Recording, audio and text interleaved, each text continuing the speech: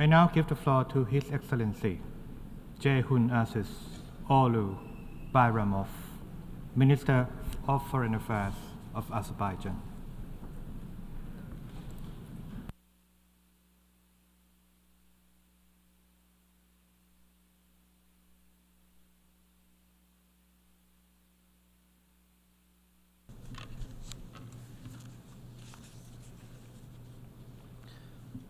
Mr. President, Mr. Secretary General, Excellencies, ladies and gentlemen, I congratulate His Excellency Mr. Philemon Yang on assuming the presidency of the 79th session of the General Assembly and thank the outgoing President, His Excellency Mr. Denis Francis, for his outstanding efforts in leading the previous session. I also thank His Excellency Mr. Antonio Guterres, the Secretary General of the United Nations, for his continuous efforts to achieve the noble objectives of the UN. Ladies and gentlemen, the world continues to grapple with a wide range of challenges that no single country can overcome alone. The worsening global climate crisis, rising inequalities, emerging divides, and heightened tensions affect us all, irrespective of background or location. It is high time to demonstrate that multilateralism works and can deliver, with a unified voice, leaving no one behind. The current state of international politics is divisive, with universally accepted fundamental norms and principles of international law being disregarded and misinterpreted. In the face of continued erosion of multilateralism, it is paramount that the United Nations continues to foster international solidarity and cooperation. The UN Charter principles and purposes constitute the foundational normative framework in international relations and must be applied consistently, not selectively. The UN is mandated to ensure that every nation has an equal voice and is treated on the same footing. In this regard, Azerbaijan advocates for a reinvigorated and reformed multilateral system, with the UN at its core, underpinned by strict adherence to and non-selective application of the universally accepted norms and principles of international law. Urgent progress is needed on the UN Security Council reforms, based on the work done and the gains achieved in good faith and a spirit of flexibility, constructiveness, and cooperation.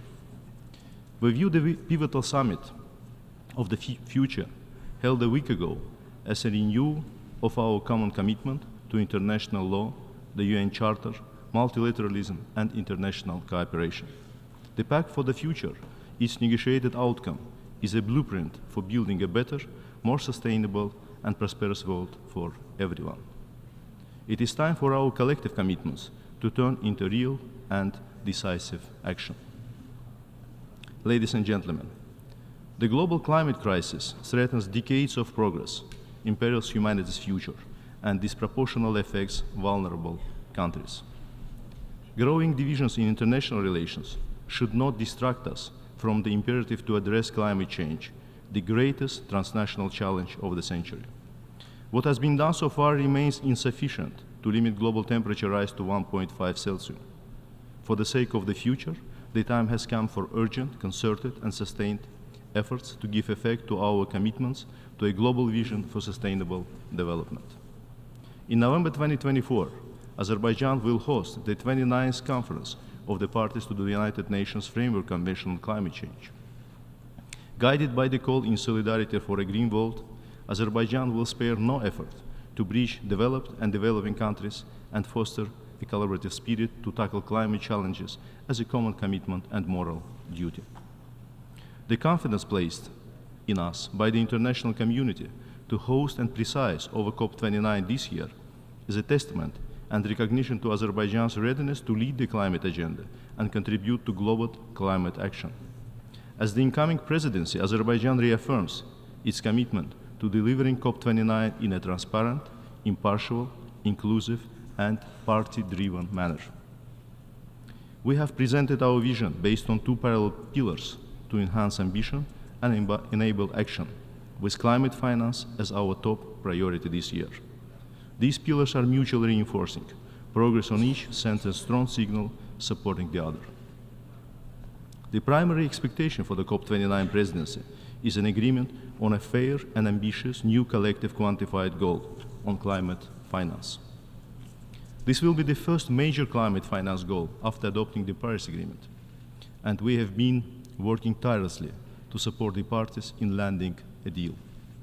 The COP29 presidency made it clear that agreeing on a fair and ambitious NCQG that is adequate to the urgency and scale of the problem and takes into account the needs and priorities of developing countries is the ultimate test of the parties' commitment to the Paris Agreement and climate action in the years ahead. We need to continue to work constructively on the NCQG and steer the process to a successful outcome at COP29. COP29 presidency also works with the parties to deliver an outcome on carbon market this year. Fully functioning carbon markets will be a significant step in implementing nationally determined contributions cost-effectively and bolstering ambition in mitigation.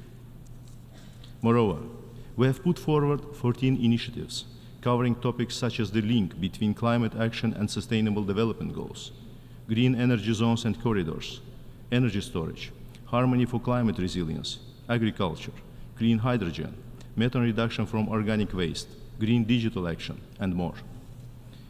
One of the initiatives on the COP29 action agenda includes the establishment of the Climate Finance Action Fund, an innovative source for climate finance to be voluntarily supported by fossil fuel producing countries and companies. COP29 will also be an opportunity to set differences aside and contribute to global peace and the climate agenda.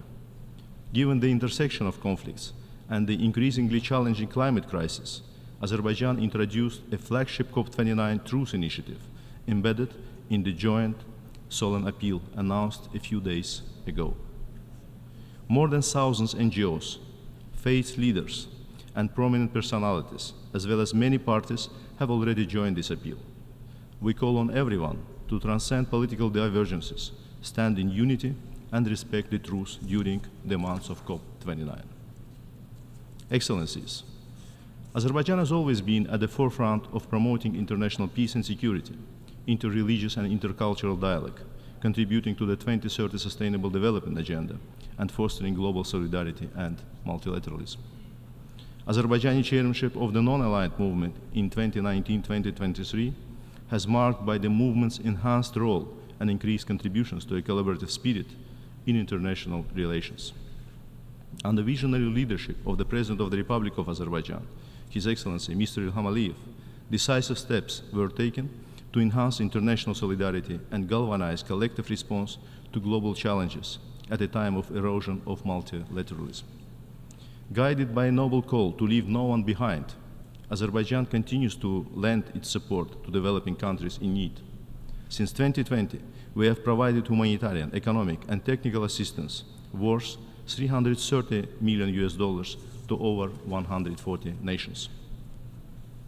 Ladies and gentlemen, as we pass the halfway mark of the 2030 Agenda for Sustainable Development, we observe stagnation in the implementation. With only 17% of SDG targets on track, we need an urgent and accelerated progress. At the national level, we are taking necessary measures to implement the SDGs and setting an example for others to follow. We have fully embraced the SDGs nationally, prioritizing 17 goals, 88 targets, and 119 indicators. This has been achieved through collaborative and inclusive process involving civil society, the business community, youth, and other key stakeholders. Azerbaijan's GDP has risen 4 times in less than 2 decades span. Poverty has gone down from 49% to 5%. The external public debt is expected to be some 7% of the GDP for 2024, one of the lowest globally. Clean environment and green growth became one of 5 priority areas of our new national development strategy.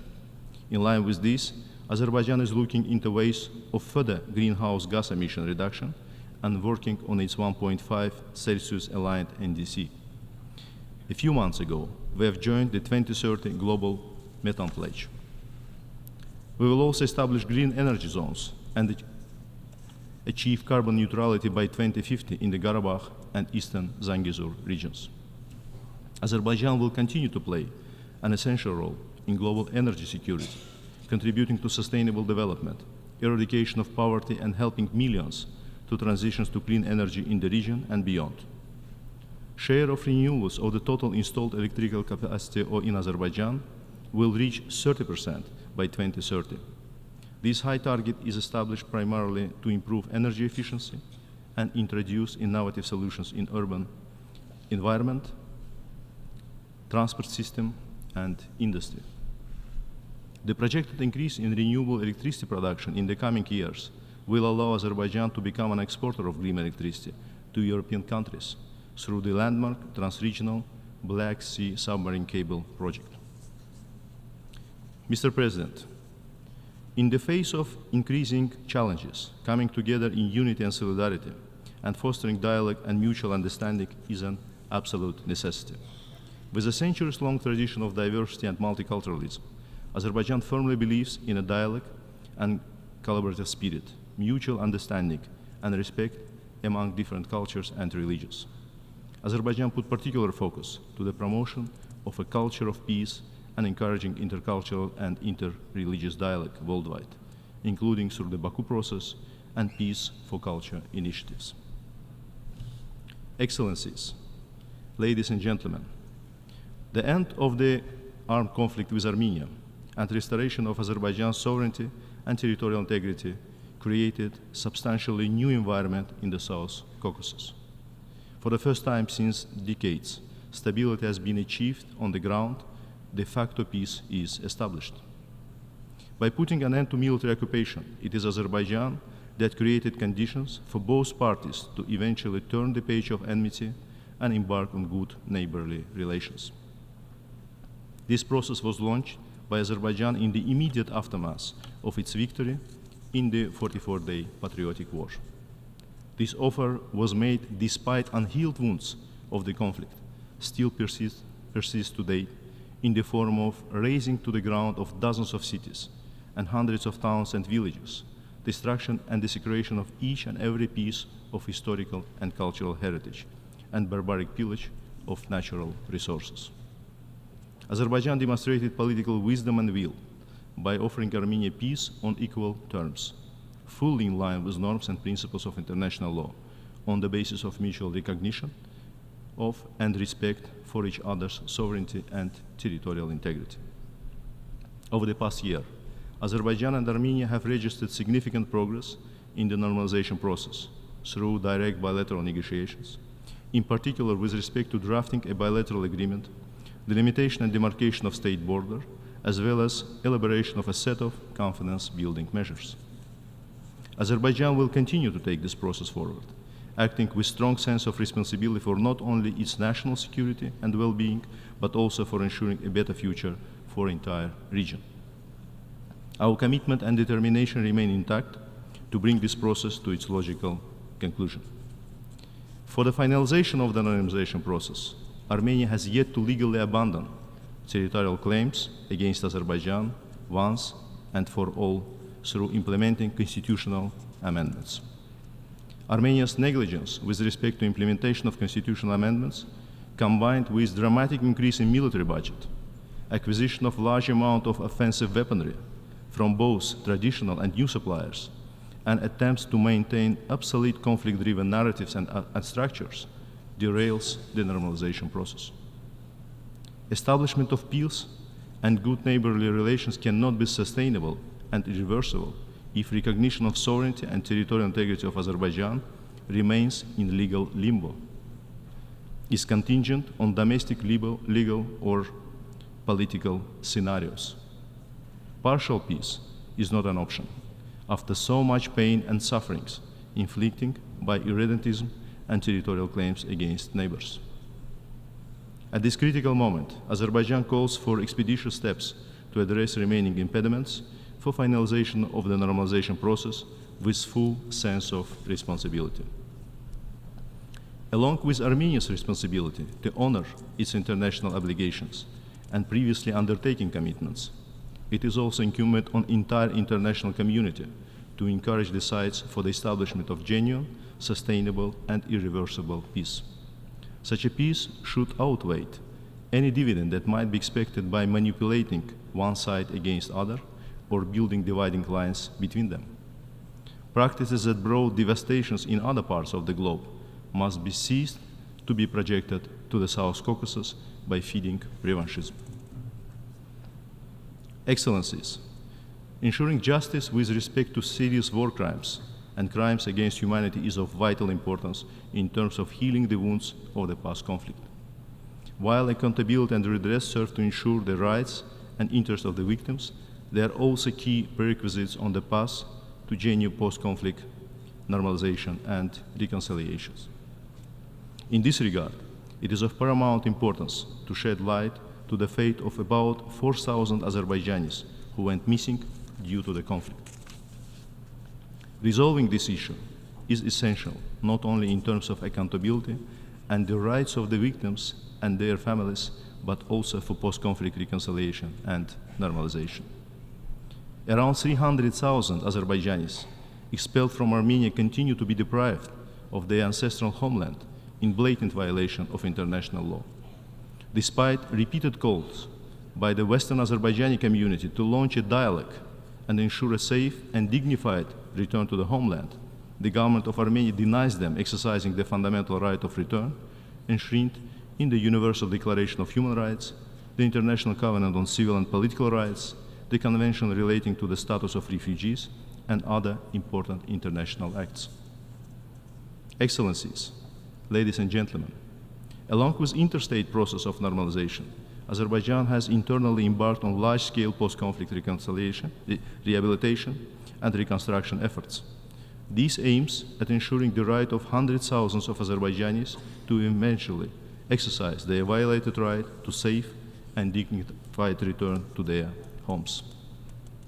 Thanks to the tireless efforts taken by the government, life now returns to the territories that have witnessed unprecedented destruction during military occupation.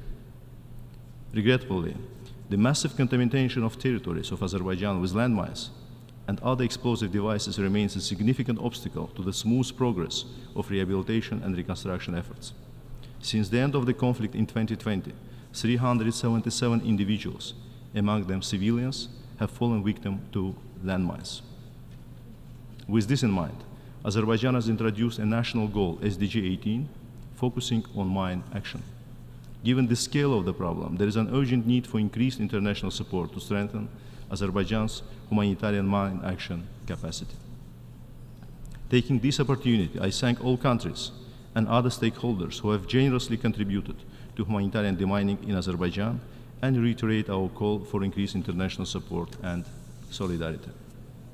Mr. President, ladies and gentlemen, in conclusion, I wish to reaffirm Azerbaijan's commitment to further contribute to international peace and security through promoting respect for international law and investing in international solidarity and cooperation. We remain to be strong proponents of combined efforts to overcome challenges and pave the way for a brighter future for ourselves and the generations to come. I thank you. I thank the Minister for Foreign Affairs of Azerbaijan. I now give the floor to His Excellency Amy Brown,